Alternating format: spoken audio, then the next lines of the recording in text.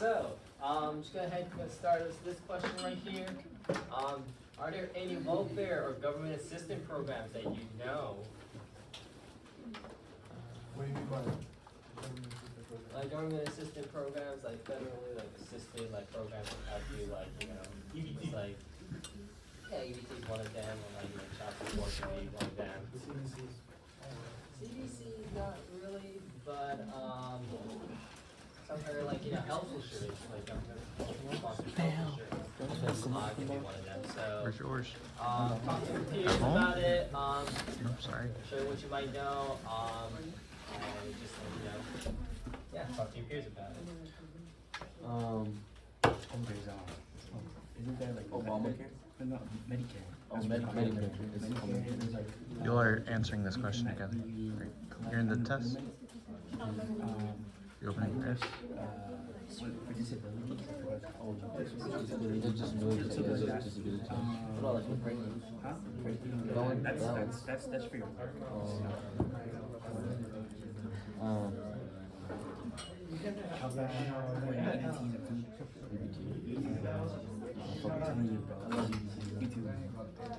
like, especially when I go to Vons. I spent all my Alright, good, wrap it up. Yeah.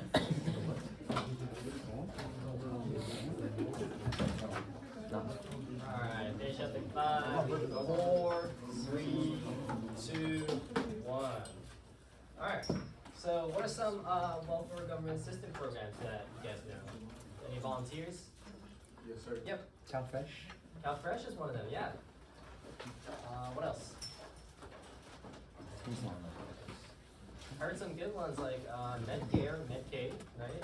Would you agree that those might be some programs that are still in effect today and that it's pretty relevant to our lives? Yeah? My mom's on there. Okay. Alright, so we're just going to be moving on right here. So this is our essential question today. Can I get a volunteer to read this one right here? How was Great Society successful at online? Thank you.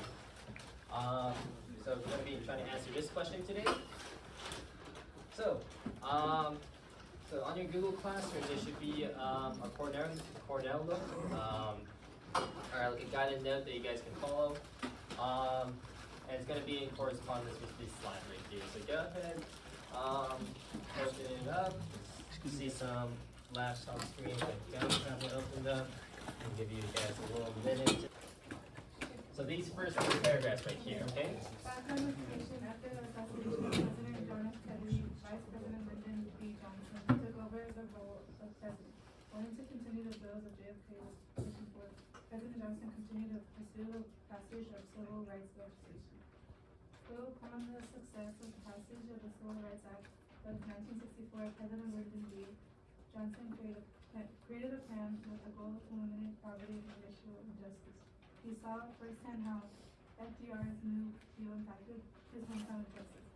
His plan was called the Great Society, a plan that would focus on spending on education, medical care, urban problems, low poverty, and transportation. In many ways, the Great Society resembled President Roosevelt's New Deal and passed new reforms to right. Okay. Can I get someone else to read the third paragraph? Yeah. Lyndon B. Johnson becomes president after the assassination of John F. Kennedy, right? He was apparently a former school teacher in Texas, and he was tasked with pushing forward Kennedy's progressive reforms. So he actually passed the Civil Rights Act in 1964, right after, year after Kennedy's assassination. He saw the positive effects of the New Deal affecting his hometown in Texas, right? And we just read right here in 1960, right? Nearly 25% of Americans lived before the poverty line. So, on the right, you should have a question that says, how could the Great Society be similar to the New Deal? So take a minute to write it down, and then after that, I want you guys to share with your group what you wrote, okay? Take about a minute to write it. Should be on the right.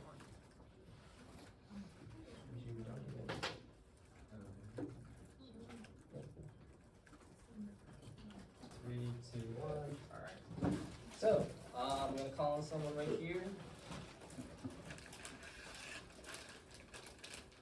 Nathan? Nathan here? Yeah, Yeah, Nathan, what do you think? the Great Society is similar to the New Deal because it helps the public, domestic problems. Okay, how did it help the public and domestic problems? It gave money to, or it used government money on education, healthcare, urban planning, responsibility, and transportation. Yeah, that's good, right?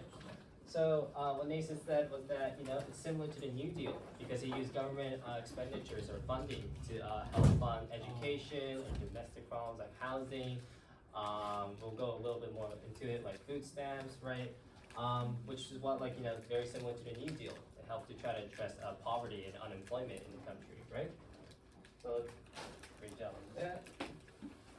So, gonna go more into detail about each program right here, right? So we're gonna start with the first one, the Economic Opportunity Act in 1964, right? It forms the following two programs: the Job Corps, which is a job training program for low-income young people, and VISTA, Volunteers in Service to America. How many know AmeriCorps in here? Peace Corps. Mr. Wallace, yeah. So basically, VISTA, right, it's now known as AmeriCorps. It's like a volunteer program to handle domestic issues in the US, right? It's like volunteer activities, what Peace Corps does is like, it volunteers overseas. AmeriCorps is like, volunteer programs. It's an agency to provide volunteers, volunteering jobs, in across America. So, how do you think the BOA programs are successful bringing down the poverty rate? Just look at the graph right here. How do you think it? How do you think it did? Do you think it brought down the poverty rate quite a bit? Yes. Yes. What do you guys think? Yes or no? Yeah. Right. You can see right here. It's a little hard to read, but it says the Great Society legislation. Right. Right in between here. Right. You can actually see the poverty rate dropping down right here. So you can probably say that the Job Corps and the VISTA, right, help to eliminate poverty rates, right? Right? Okay. And just looking at right here, right? Okay. So it's gonna be a last question for the lecture, just to kind of bring it all in. So I want you guys to take a little bit of time trying to figure out and write this question. Which of the following Great Society programs affect your life the most, right? Think about it, give it about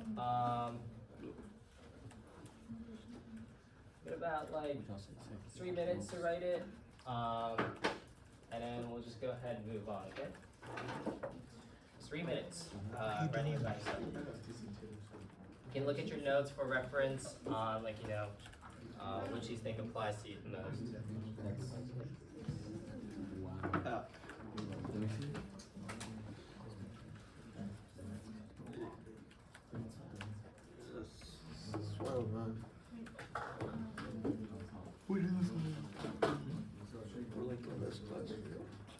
You gotta be there. You gotta show me that you're the best class. Yeah, for sure. Write down.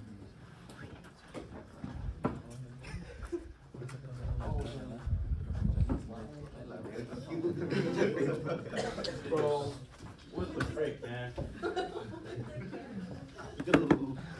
What the frick? Is EPT going in? Dude, yeah? I mean, they're not the same. Yeah. Food stamps is like a coupon for a very good product. EBT covers a lot of things.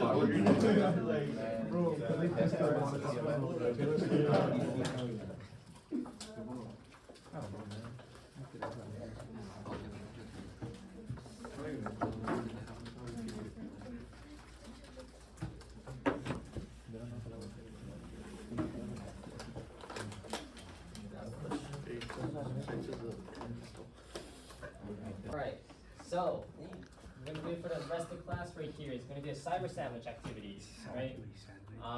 Basically, cyber sandwich activity is working on compare and contrast skills, right? It's one of the historical thinking skills, one of the skills that historians use. So I want to have this opportunity to use this activity to have you guys practice that. To explain it, like an overview, right? Each group will be assigned one of the two documents to read and analyze, right? And then you'll then answer the questions on the reading as a group. It'll make more sense if you scroll down, you can actually see like the documents and the questions on the right? And then afterwards, after you have read and answered the questions, you'll pair up with a student with a different document to compare and contrast your findings, right? So I'm gonna do an example for you guys.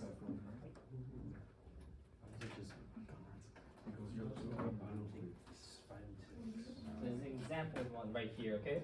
So you guys can follow along and type, or you can just like watch and listen right here, okay? So, first steps first, right? The question asked to identify the source, right? So we can read right here. Where is the source from, right? Where can we find that? Where can we find where the source is from? If you're wondering where the source is, it's on the left side right here, right? You can read more details on the source, right? So where's the source from? Where article something. The Washington Post, the slow decline of American. That's a different document. We're looking at the example one right here, right? Oh, Article by Yeah. JSTORDB, how So great we can was say it? for this one, right? We can say the source is from JSTOR, right? JSTOR Daily, right? That's where the source is from, right? It's an article from the JSTOR Daily, right? And we can say, who is it by, right? You can read more detail. So the article's titled, How Great Was the Great Society by Peter Feargood, right? Peter Feargood is a professor of journalism at St. John's University, New York, right? So we now know where the source is from and who the author is, right? The question asked, right? Do you think this is a... Actually, hold on, I'm jumping a little too far ahead. Right, so we know where the source is from. Now we're just going to be reading it, right? Once we identify the source. Let's see. Who wants to go and read this one? I got you. Other than, what's your name? Matthew. Other than Matthew, who wants to read this one? You want to read? This one. I'd love to. Want me to read the whole thing? Yes. Ronald Reagan, president, comes after Johnson, was famously declared that the federal government had declared war on poverty and the poverty won. Many politicians today echo that theme. Programs like this Great Society directed to the poor remain controversial, with some arguing that they contributed to the decline of family life among those in poverty. Many scholars, however, interpret the data differently. Programs such as food stamps, Medicare, huh?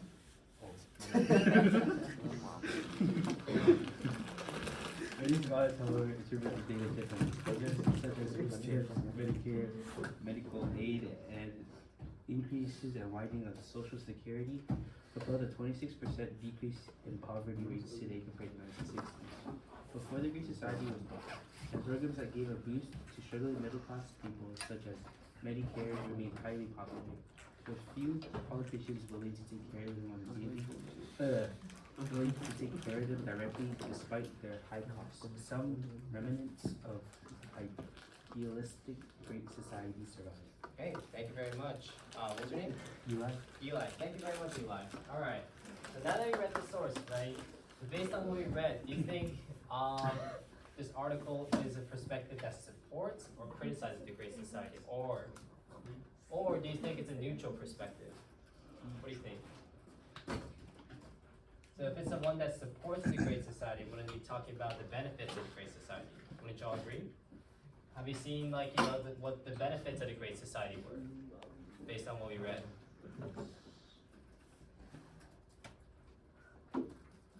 Okay, well, we can read the bottom part right here, right? I think we can find it, where is it? So like right here, programs such as food stamps, Medicare, Medicaid, and increases in widening of Social Security propelled a 26% decrease in poverty rates today compared to 1960, right? Wouldn't you say that's one that supports the Great Society, right? Wouldn't you say that's a perspective that supports it? Any response for you guys? Yes or no? Yes or no? Yes. Yeah? Okay, right? I would agree so. I think that this passage shows that it's supporting the Great Society. However, if you read up here, right, you can see some of the, you can see a different side of it, right? Programs the Great Society directed to the poor remain controversial, right? With some arguing that they contributed to the decline of family life among those in poverty, right? Do you think that's one that supports the Great Society?